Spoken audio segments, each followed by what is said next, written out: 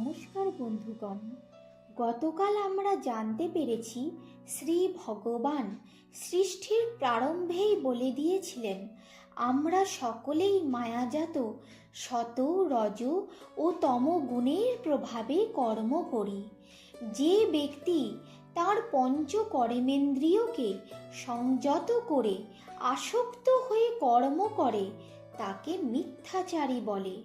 স্বয়ং রঘুনাথকে স্মরণ করে আজ তৃতীয় অধ্যায় কর্মযোগের 7 নম্বর শ্লোক থেকে শুরু করছি।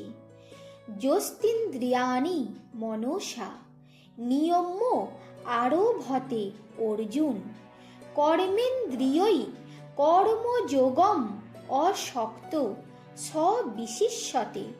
কিন্তু যিনি বিবেকযুক্ত মনের দ্বারা চক্ষু কর্ণাদি পঞ্চ জ্ঞানেন্দ্রিয়কে সংযত করে অনাসক্তভাবে কর্মেন্দ্রিয় দ্বারা কর্মানুষ্ঠান করেন তিনি পূর্বোক্ত মিথ্যাচারী অপেক্ষা শ্রেষ্ঠ। নিয়তং কুরু কর্ম তং কর্ম জ্যায় হি অকর্মণ শরীর যাত্রাপি চ তে ন প্রসিদ্ধেত অকর্মণ। শ্রী ভগবান বলছেন, তুমি শাস্ত্রোপদিষ্ট নিত্য কর্ম করো। কর্ম না করা অপেক্ষা কর্ম করাই শ্রেয়। কর্মহীন হইলে তোমার দেহ যাত্রাও নির্বাহ হইবে না।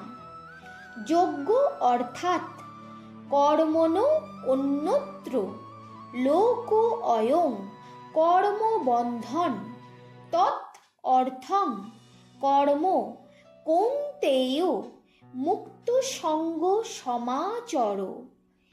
ঈশ্বরের প্রীতির জন্য অনুষ্ঠিত কর্ম ব্যতীত অন্য কর্ম বন্ধনের কারণ হয়।